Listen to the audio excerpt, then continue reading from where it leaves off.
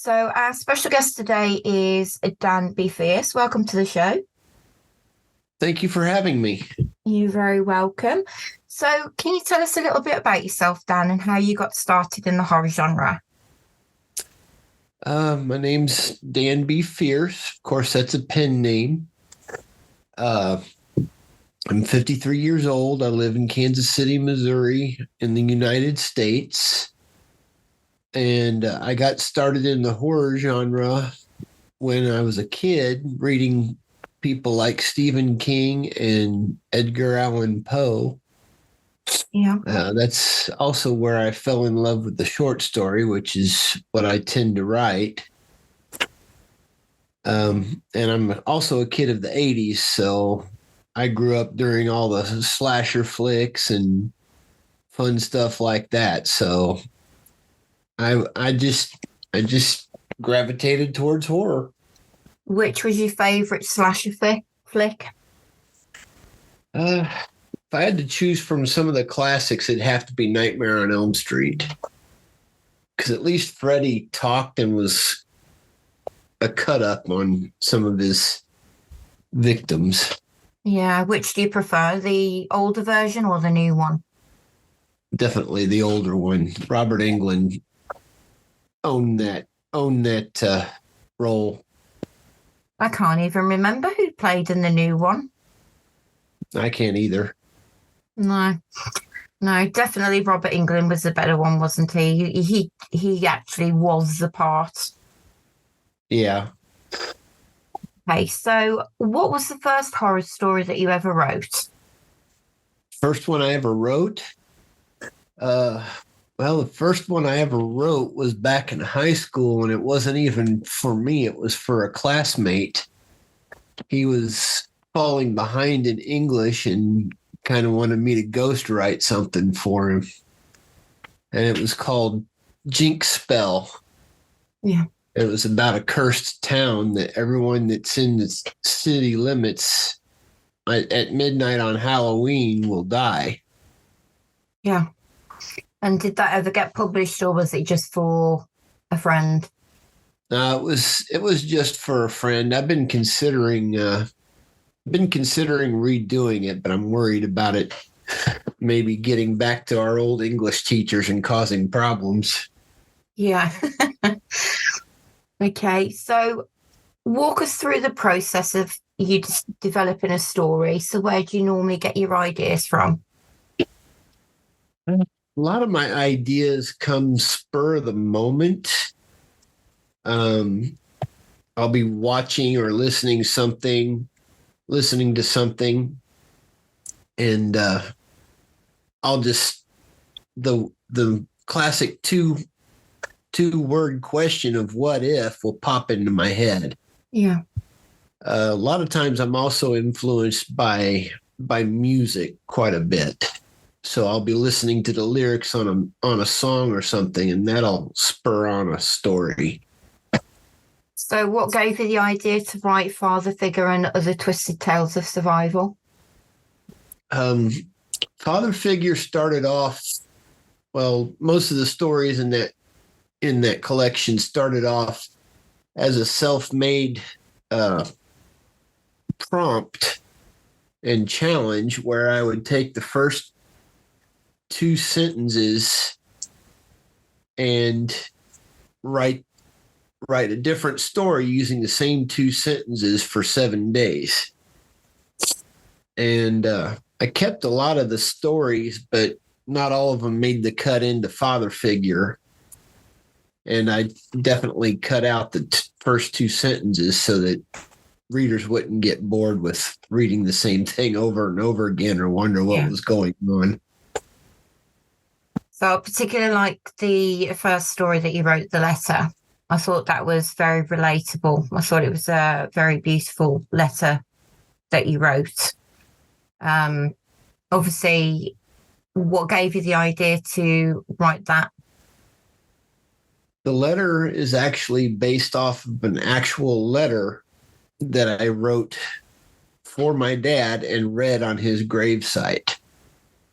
I believe I did it for Father's Day a couple years ago. something like that. Yeah. But and most of the stories in Father Figure, well, not most of them, the first one and the last one at least, are based off of experiences in my own life that that I wanted to put into a book. Yeah. I say the letter that you wrote was beautiful. I think I've already said that, but it was, I could relate to that because I've lost my own father. So I could relate to some of that letter. So it did resonate a lot. I appreciate that. And I'm sorry for your loss. Thank you. So how do you go about creating a character for your stories? Most of the time I just write. I'm a pantser, is what they're called. I write by the seat of my pants, and I just let the story dictate to where it's going to go. Sometimes I will take personality traits off of people that I know, not necessarily people that I hate, but people that I know. Yeah. And mishmash them all together and make a single character that way. So how do you create your antagonists? My antagonists, I guess it differs from story to story. It just depends on who or what the antagonist is. Like in my upcoming collection of Cabin 187, the antagonist is the actual cabin. But in one of the stories in Father Figure, the antagonist is Rosebush. Yeah. And it really depends on the story. A lot of times I don't do. I try and keep my antagonists either really, really hateable or they aren't human at all. Do you ever base them off anybody that you know or that you've dealt with in your life? Yeah. I have to admit that I have. Of course, I crank it up to 11 when I do something like that, so that the person I'm basing them off of is more fictional in the story than in real life. Yeah. So what's the hardest thing about writing a horror book? Honestly, sometimes it's motivation. For me, I'm a horrible procrastinator. That doesn't really help. Yeah. But for me, I have to be in the mood to write. I can't just sit at a keyboard and blather on or pick up where I left off, even on a story. I have to be connected to the story that I'm writing. Yeah. So you say you have to be connected to the story. How do you do that? I just, if I can find my jumping off point for certain stories, usually I just let it flow out of me and hope that I have enough time to either get it down or get it to a good stopping point to where I can pick it up the next day or in a couple of days and not lose my place. Do you normally do that when you're pantsing? Or do you Yes. do you plot things down a little bit? I'm horrible at plotting. I've tried. I even tried outlining a novel because that's how I got started writing, was in NaNoWriMo Yeah. a few years back, and I outlined a novel that I had an idea for, and by the time November was done, my novel did not resemble that outline at all. So to me, it's a waste of effort to try and plot something when that's not how I operate. Yeah. It's amazing how authors do it in different ways. You've got some that are plotters and completely plotters. You've got others that are pantsers through and through, and you've got others that are sort of like do a bit of both. Yeah. Yeah, I've got one gal in my critique group. She's very organized. She knows exactly what each scene is going to do and how it's going to push the plot forward. And I'm over here going, dirt, dirt, dirt, let's go here. So, have you encountered a place in real life that you thought would be a fantastic idea for a horror story and actually went with it?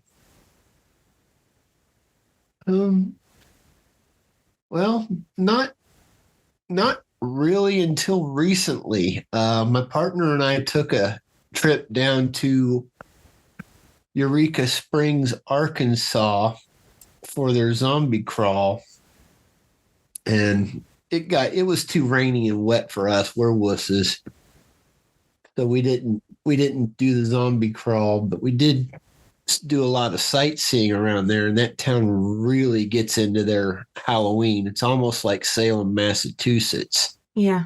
But the architecture and the layout of the city was amazing, and it's really kind of crept into my head. I may have to do something with that city.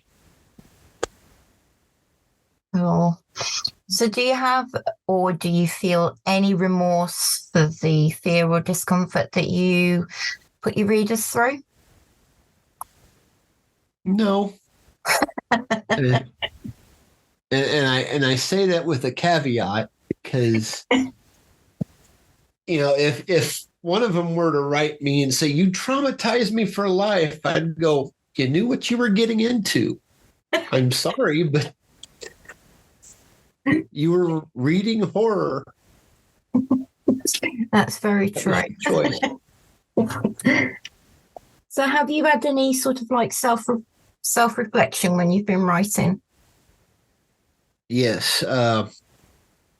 Father Figure was big on that. I put a lot of emotion into that book. I still don't feel like it's necessarily hardcore horror. It's more psychological, but there were times that I was openly sobbing when I was writing. And it's not the first time I've done that, but that book took a lot out of me. Would you do it differently if you had to do it all over again? Honestly, I think the only thing I would do differently would be maybe to add more stories to make it thicker. I was kind of disappointed with how narrow of a book it is, how thin of a book it is, and I was really hoping to get something a little bit more lengthy out there into the world, but yeah, it's something with my name on it, so I suppose the other stories you could make a number 2. Yeah. I did come up with some ideas for a possible what is it called? Sequel to it. Yeah. It would be good to see. I appreciate that. So, have you had any memorable pieces of feedback from your readers? Yeah, I get quite a few good things said on Amazon about Roadkill King. I haven't had a whole lot of reviews for Father Figure yet. One of my coworkers, he bought the book, and he comes up and kind of discusses what he liked and what he didn't like and what he thought about things, and I can appreciate his standpoints on things. Yeah. So it makes me feel good when people, just talk to me and say, I like this, I didn't like this, I wish this was longer, shorter, more developed, whatever. Yeah. I think sometimes when you do a short story, I think that's the problem with short stories, isn't it? That the readers think that it could have been expanded a little bit more, so they wanted more. Yeah. And that's both a good and a bad thing. It's good because you always want to leave them wanting more, but it's bad because you're leaving them wanting more. So, how do you think the horror genre has evolved over the years? I think it's gotten a lot broader, and it's definitely gotten more extreme.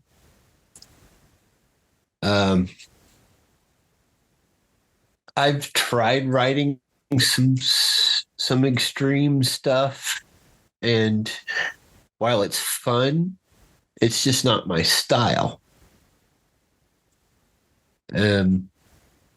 But there's a lot of great authors out there, a lot of great indie authors that do really well at it, like Justin Boot or Aaron Beauregard, John Athan. But there are others that's not their style either, like Jeff Strand and I'm trying to think of a few of them. No, there's a ton of great indie authors out there right now, and the field just keeps growing. Mm. And it seems like it's expanding a lot, isn't it? Especially with the subgenres that are coming in place as well. Yeah. There's even a horror erotica magazine, and I've been tempted to submit something to them, but I just don't know if I can bring myself to write it because it's horror and erotica, and it's got to be both. And I just don't know if I've got that in me. I'm too much of a prude.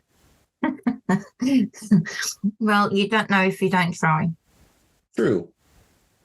And is that to Cult Erotica magazine? Yep. Yeah, that's the one. I had them on the other day. Yeah. Yeah, I listened to your interview with them. It's pretty good. I think they put out a submission call today, didn't they? Or was it yesterday? I don't know. I think it was either today or yesterday for their Christmas edition. Yeah, I remember them mentioning it on your show. So, have you got any exciting projects that you're currently working on that you can share with us? I do, as I'm working on my own collection, which is going to be a much bigger collection called Cabin 187. Pardon me.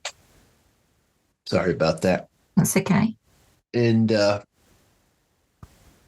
most of the stories take place inside the cabin, and this cabin goes through essentially space and time to collect souls so that it can release hell onto the earth. I do have a novel that I'm working on that's the novel that I mentioned earlier, called Killer Punchlines. That's the one that I started off my first NaNoWriMo with. Yeah. I don't know when I'm going to get it finished, but I'm determined to try and get both Cabin 187 and Killer Punchlines out by the end of next year. It might be a lofty goal, but I'm going to try it. Are you doing NaNoWriMo this year? What's that? Are you doing NaNoWriMo this year? I was going to, but then I got railroaded by my job into working overtime the first 7 days of this month.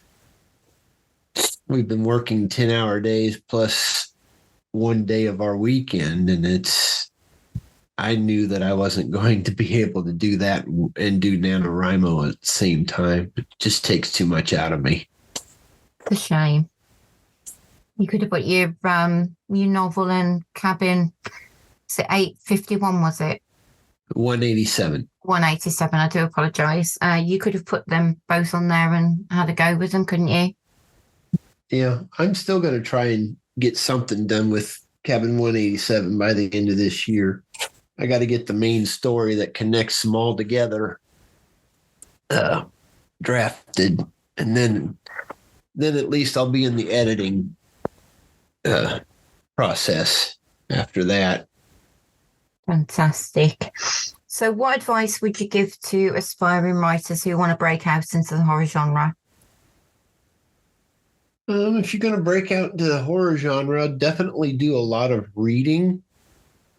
And read wide. Don't just read extreme or read circus theme stuff or whatever. If you're going to read wide, I suggest anthologies. Those are really good because those are short stories and you have a good mix of different authors. And when you write, don't get discouraged. Write every day, even if it's just a journal entry. It's still words on paper. You can't edit a blank page. I don't know who said that, but you can't edit a blank page, and that's the absolute best advice there is out there. Yeah, that's very true. So where can we find your books, Dan?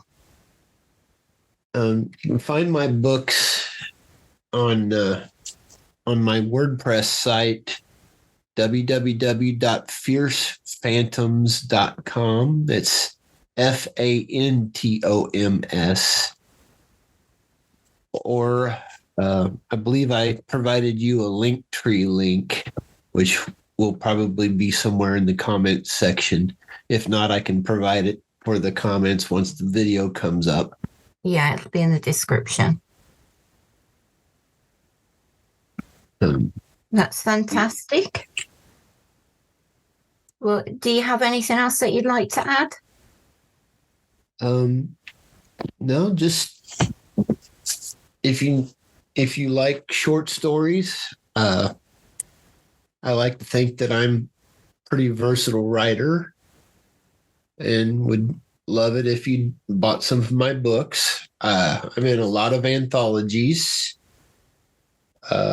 particularly We're Here, which is an LGBTQ anthology full of LGBTQ authors and stories. Horoscopes. I'm in the first one. I never made it into the other two that exist, or the one that's getting ready to exist. But those are really good mixes, and those are put together by H. Everand, and she's done a wonderful job of compiling those.